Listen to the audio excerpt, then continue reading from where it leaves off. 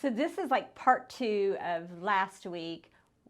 What happens at Finding the Family? Like, what are we doing out there in the woods, you know? So to bring about my second point, or kind of like phase 2, if you will, I want to bring up a story about my daughter, Tabby, our daughter, Tabby. I like to say she's mine when she does everything right. So she's 28 years old. I'm sporting her shirt. This is an I Love America shirt. And so she knows, she believes that she is an artist. She believes she is the best looking girl on the face of this earth. She believes that she is the smartest woman that ever walked the face of the earth. She believes that her personality can bring life to every room, and that her pat on the shoulder can bring calm to every person who's in distress. And so wouldn't it be great to have that kind of confidence? She's 28 years old, and Tabby has Down syndrome. So she is mentally retarded. And so that is not a bad word, but that means that she learns slower, and some things she's not ever going to be able to truly learn all the way like we understand them. Some things just don't connect. So when she was 5 years old and she was going into kindergarten, we had her IQ assessment. And that was really fun and awful, and I wasn't a Christian, and so I wasn't really nice. And so I pretty much told them that they assessed her wrong. But it was a clinical assessment, and we went with the diagnosis of her IQ scoring, which is severely mentally retarded. That means actually that her IQ score wasn't even chartable. She wasn't even at 45, which that's where it starts. Part of Tabitha's learning in school was that they just said, we'll just start with the basics and we'll see what she can catch on to, because they really didn't know where her understanding was or anything. So we developed the Dolch sight words. We developed this little area where she always went every day, at home, at school, in the car, and it was just these basic Dolch sight words, and like to, and the, and then the vocabulary built. And we would flash the card, and she actually would read the word, and we helped her with her articulation, and we walked through this for years. Pretty soon she was reading at a first grade level. And I'm thinking, this is really good. We're going to use sentence strips. So we developed sentence strips, and we laminated them, and we carried them everywhere we went. And she got to read, today I want to go to Whitewater. Whatever it was, she had to verbalize it. Today I want to read. Can I have some cake? I'm pulling out her favorite ones right now.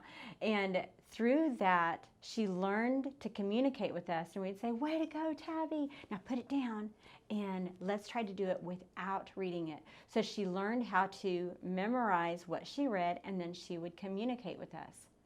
So now she's going into high school, and I thought, we're going to get more speech minutes. So let's take her back in and let's have her assessed again.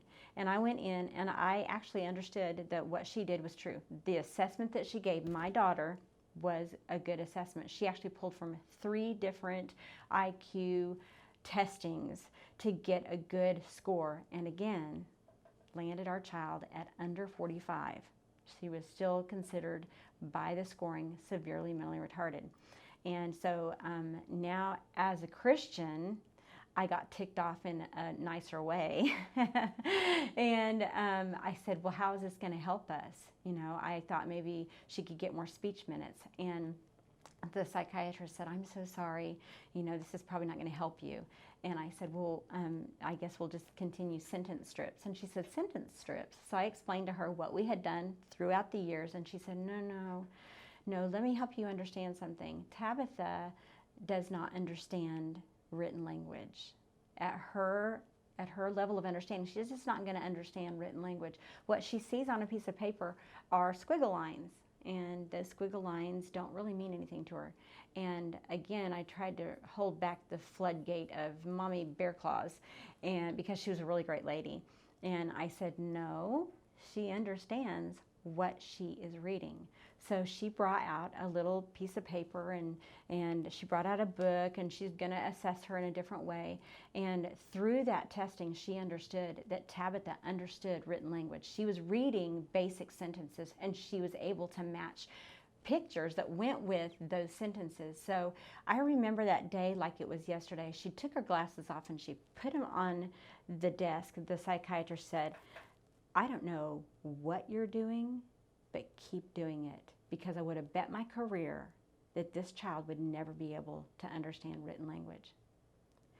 So there's no kudos to us and all that. She had a great team around her, but Tabitha didn't know that she couldn't do these things, and little stuff was just introduced to her. Just like my daughter has so much confidence being herself, we have to understand that when we are in Christ, that we should know what Christ esteem is. That means that he tells us what we can and cannot do. He tells us our worth, and we believe him. Back to Romans 12:2. It says, don't copy the behaviors and customs of this world, but let God transform you into a new person by changing the way you think. He does the transforming. He does the changing. We just have to be willing. Are we willing to step into what we need to do? I am quite sure that if you ask my daughter, do you want to do flashcards for the first part of your whole life?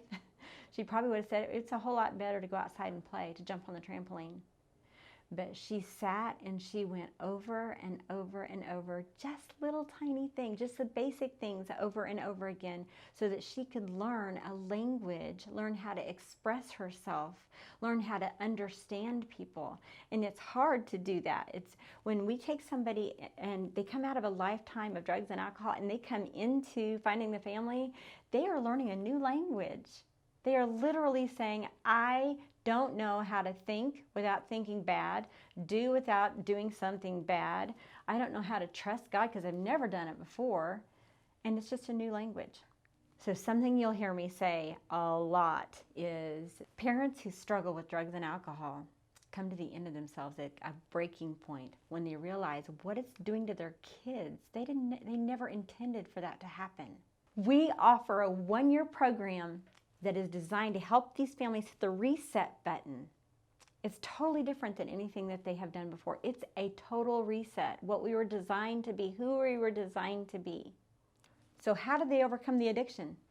They overcome the addiction by allowing God to restore them and their family. So their eyes are no longer on the thing and what I got to change about the thing, and oh no, there's that thing, and how do I avoid the thing? But instead, if we have our eyes on him, he does the transforming, right? He's the one that takes that addiction out of us because our eyes are not focused on it anymore. Our eyes are focused on him.